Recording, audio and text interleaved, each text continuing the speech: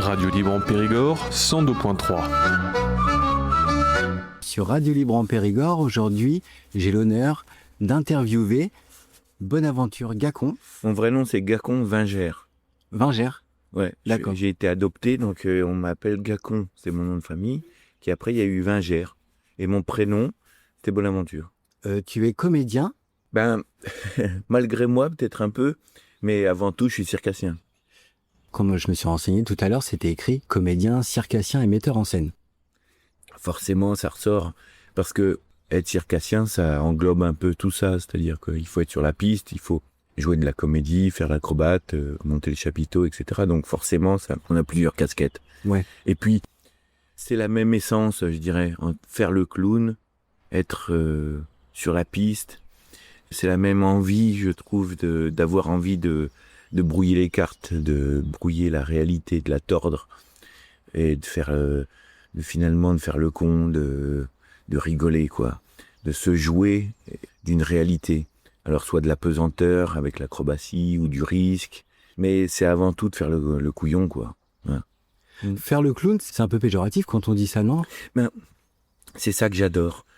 Parce que je trouve que quand un art, on a cette idée que c'est péjoratif, que c'est pas très intéressant, que c'est un peu désuet, etc., ben forcément, il a une force un peu cachée.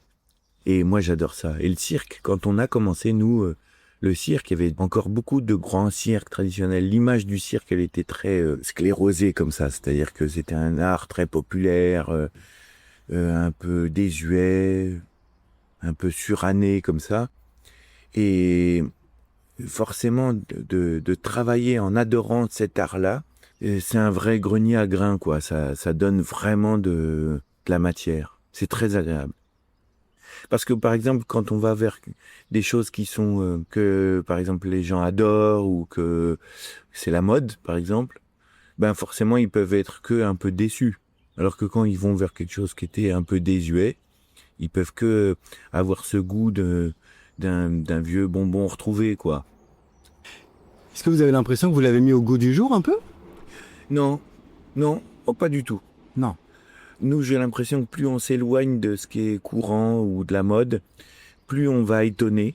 Et donc, ça nous plaît de se tenir à l'orée de ça, de se dire on va vouloir défrayer la chronique, être à la mode ou être tendance et tout. Forcément, on a l'impression que c'est plutôt un piège. Un piège. D'accord. Alors, pour retracer un petit peu votre historique, Gacon, vous avez commencé en 91, donc du coup, ça fait quand même une petite paire d'années.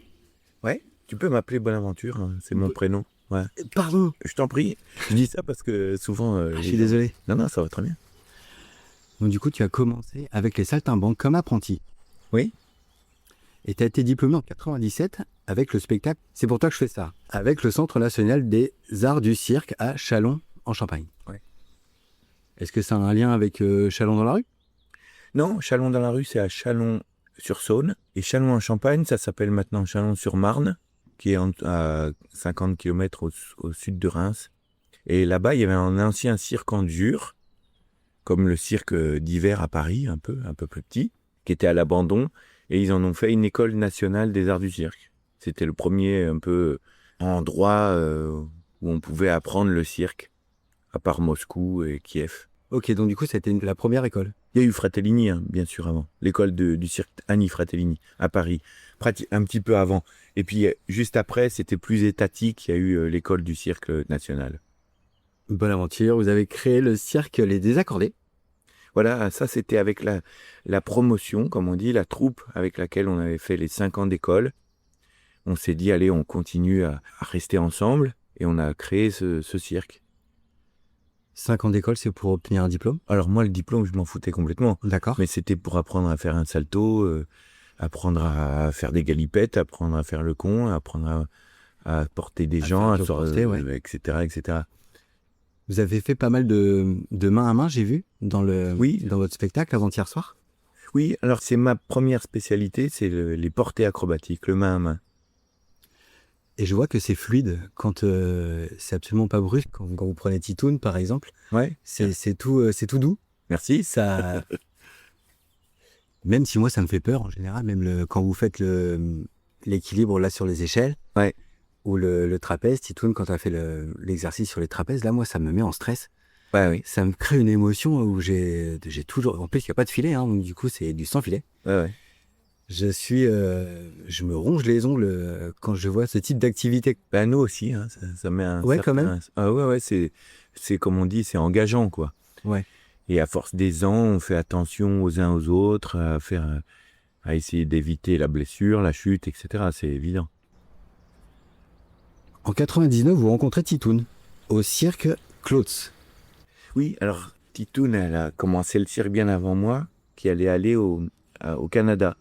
On peut dire qu'elle a révolutionné le trapèze parce qu'avec André Simard, son professeur, ils ont inventé une nouvelle technique pour le trapèze grand ballant. Donc c'est pas ce que vous avez vu là, D'accord. mais ils faisaient un plus grand ballant que ce que faisaient avant les autres trapézistes. Ok.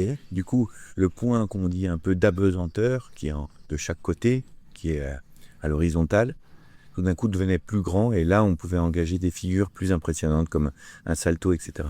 Donc Titoun, dans les années 90, c'était comme une star. Elle avait vraiment, dans le milieu du cirque, ça a été vraiment la plus trapéziste immense qui avait mis un salto toute seule sur le trapèze. Elle a été médaillée du cirque d'hiver à Paris. Et comme elle est particulière, cette Titoun, elle n'a pas suivi vraiment les chemins tracés. Elle s'est retrouvée avec une équipe de bras cassés au Mans qui faisait un travail un peu à la Cantor, vraiment à l'orée du spectacle vivant comme ça, et ça s'appelait le trou du puits de la mine. Donc c'était sur des mineurs, et ils avaient refait tout un intérieur de chapiteau. Leur troupe s'appelait Pas vu, pas pris. Donc pas beaucoup de monde l'ont vu, et ils n'ont pas été beaucoup pris. Mais c'était un spectacle très marquant, très très étonnant, exceptionnel.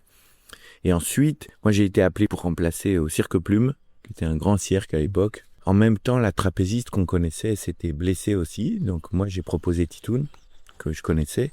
Là, on s'est vraiment liés, vraiment d'amitié. On a eu une envie très forte de faire du cirque ensemble.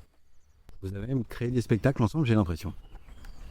Oui, on a surtout créé le Cirque Trottola. Depuis 2002, on a créé 5 spectacles.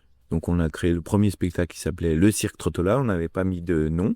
Et puis ensuite, on a créé Volchok.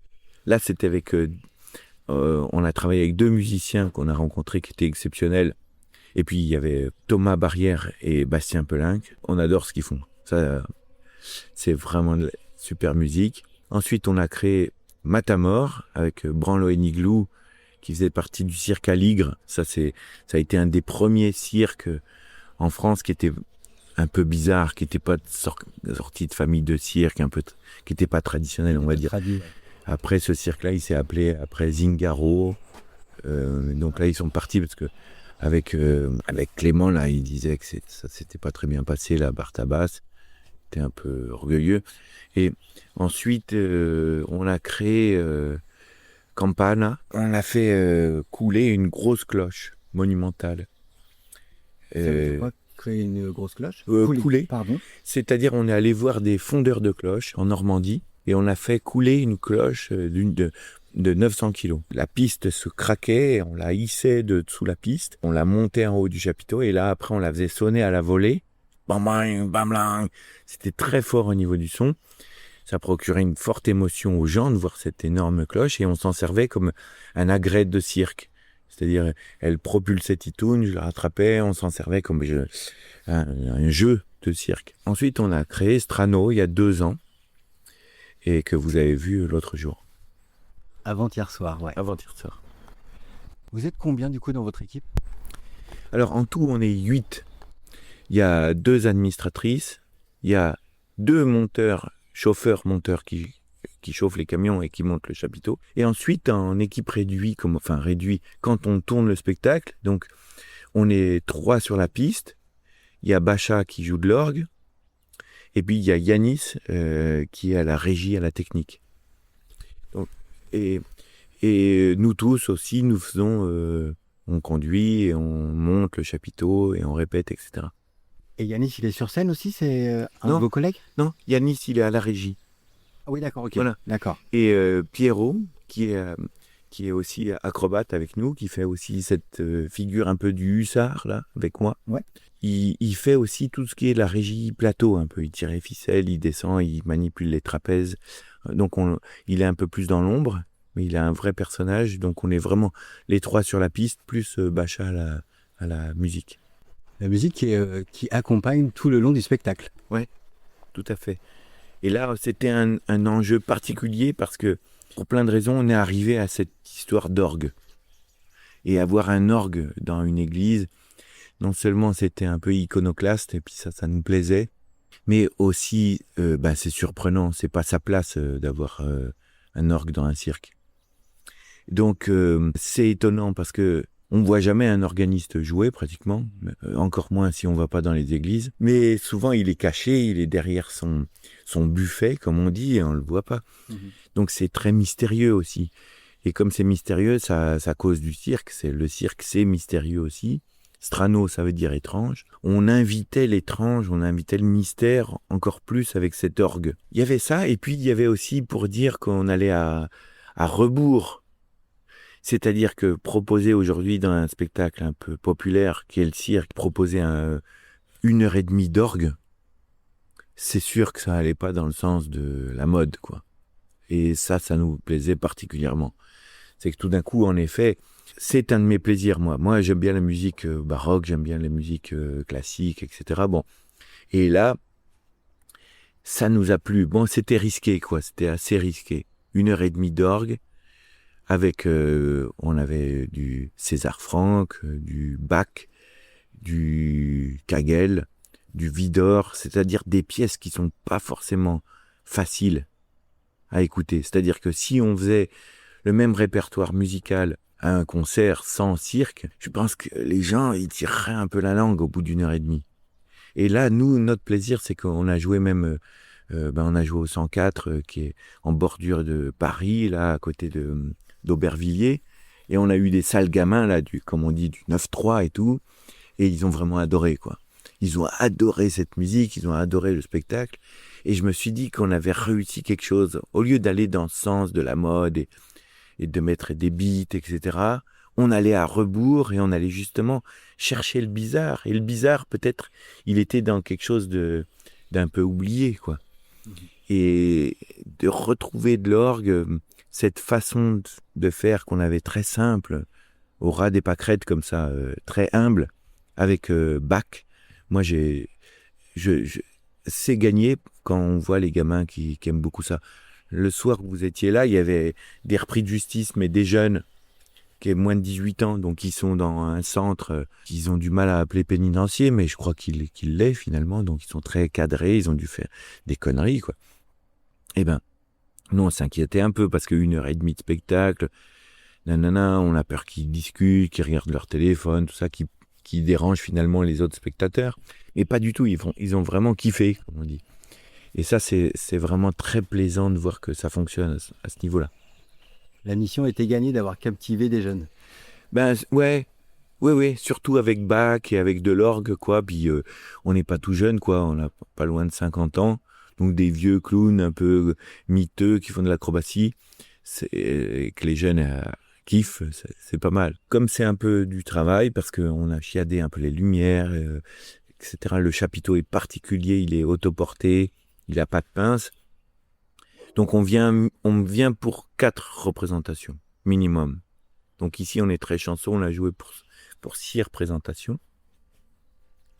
Et donc bien sûr on vient à chaque fois parce que comment il est organisé à l'intérieur, comment notre ambiance, le chapiteau fait vraiment partie du spectacle. Comme on accueille les gens, le petit bar à l'entrée, la couleur elle-même du chapiteau. Puis même par exemple il y a des numéros qu'on ne pourrait pas refaire en théâtre. Par exemple, à un moment je dis une sorte de poème accroché à la coupole là avec des espèces de perches comme des grandes cannes. Ouais. Ben ça par exemple dans les théâtres ce serait pas possible parce que les perches elles bougent beaucoup ou trop pour s'accrocher dessus. Ensuite le trapèze là tout est à peu près au millimètre avec cette histoire de moteur où les 2 trapèzes montent et descendent pour Titoun. Voilà, accrocher un orgue, avoir un gradin en fer à cheval un peu circulaire comme on a, tout ça on peut le faire que dans notre chapiteau. C'est vrai que c'est particulier, votre ambiance, comment ça a été agencé, le décor aussi, c'est vraiment quelque chose de fin et de subtil, presque même le rideau, il est fait en tôle. Ouais, on a voulu surprendre même dans le rideau.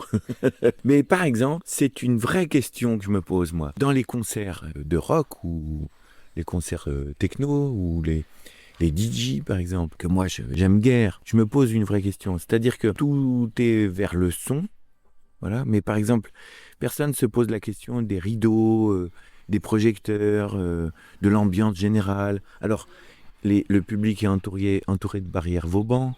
Les rideaux, les pendrillons sont tout le temps noirs. Il y a tout le temps les mêmes marques d'amplis qui sont devant. Et du coup, on sent qu'il n'y a pas eu forcément de réflexion de se dire comment on va emmener les gens dans un univers. Alors, c'est juste sonore, qui est plus ou moins réussi. On voit de moins en moins les artistes. Et je trouve que c'est comme si on va au restaurant puis qu'il n'y a pas de nappe, on nous sert pas un truc dans un truc en plastique. Tout ça, c'est peut-être très bon ce qu'il y a dedans. Mais je trouve que l'ensemble n'a pas été réfléchi, c'est pas chiadé. Nous, on aime bien se dire, on va essayer de cogiter à l'ensemble. Ce qu'on sert aussi au bar, c'est nous qui faisons l'affiche, comment les ouvreurs accueillent le public, etc. Ou l'orientation du chapiteau, les caravanes. Je sais pas, comme si on voulait tout mettre en œuvre pour que la magie opère.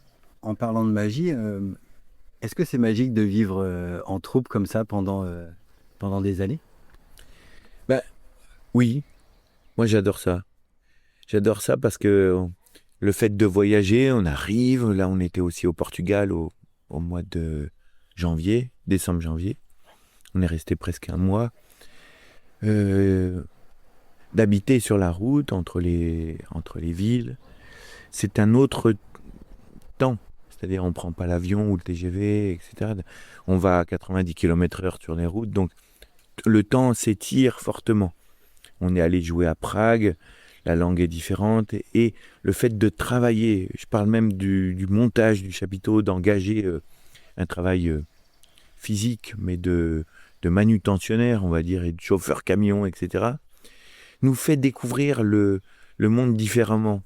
D'arriver à Prague, les monteurs parlent pas anglais, d'être là, de bousculer aussi l'architecture. On est devant les gens, on est chez eux en fait. On n'est pas à l'hôtel. Et ça, c'est vraiment précieux, quoi. On a vraiment l'impression d'être des aventuriers pour ça, même si ça n'a rien à voir avec un aventurier. Mais on a l'impression de découvrir d'être Saint-Exupéry, quoi. Est-ce que vous pensez que le regard change selon les endroits où vous allez? Par exemple, est-ce que c'était le même ressenti à Prague, en ville ou en milieu rural? Certainement. Ça change, mais au-delà de ça, ça change aussi chaque soir. C'est étonnant. Il suffit qu'il y ait quelqu'un qui a un rire un peu soutenu, puis qui s'éclate, ça embarque tout le public. Il suffit que les gens soient un peu tapés par la chaleur, un peu fatigués, ou alors quelqu'un peut être un peu ému comme ça, et ça va calmer tout le monde. Il suffit qu'il y ait une très vieille dame qui soit au premier rang, qui soit très attentive, comme ça, très émue, et finalement c'est elle qui emmène tout le public, parce que les gens sont émus de voir... Alors, on a un petit gamin qui fait un commentaire à la con, puis là, tout d'un coup, clac, c'est l'amorce, le public s'emballe, se met à rigoler. Donc vraiment, j'ai vraiment cette impression que le spectacle, il est fait à 50% par le public. Il y a donc un échange entre le public et vous tout le temps? Ah ben alors là, c'est évident. Il est peut-être invisible, on a peut-être l'impression que c'est nous qui bossons, mais c'est le public. Hein. En tout cas, moi j'ai pas mal ri aussi, j'ai eu pas mal d'émotions. Est-ce que vous avez une envie particulière de partager avec le public en général dans vos spectacles? Est-ce que c'est, comme vous dites, à chaque fois différent? Ou vous avez une envie qui est la même à chaque fois avec le public? Je pourrais pas le définir. C'est-à-dire que si on commence de définir quelle envie on a, ça veut dire que on va être... on a la possibilité d'être déçu, ou on va s'attendre à quelque chose. Ouais. Et je pense que cette force du rapport au public, du spectacle, c'est que le rapport il se crée ou il se crée pas, mais il se passe quelque chose, mais qui nous dépasse. C'est un peu un rapport amoureux. C'est-à-dire, si on va dans un rendez-vous galant ou amoureux, et qu'on a une attente, et que ci, et que ça, on a de grandes chances de passer à côté de l'étincelle, quoi. Et je crois qu'il faut faire attention à ça dans le spectacle vivant. Et je crois aussi, c'est pour ça nous, on a voulu travailler d'une façon très distante avec ce qu'on veut raconter, avec ce qu'on veut faire comprendre au public. Petit à petit, j'ai comme ce sentiment que moins on cause, plus ça transpire, plus ça infuse. Voilà. C'est marrant parce que là, je lis un bouquin, c'est Grégoire et le libraire.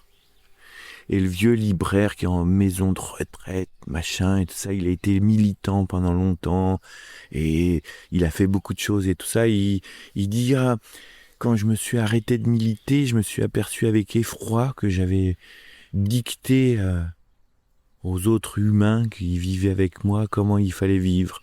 Et j'ai trouvé ça intéressant, c'est-à-dire que d'avoir envie de forcer les choses, c'est pas forcément bien. Et que là, forcer le rapport avec le public, ce serait dommageable.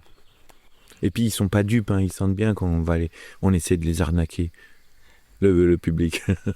Vous êtes là jusqu'au 3 juin.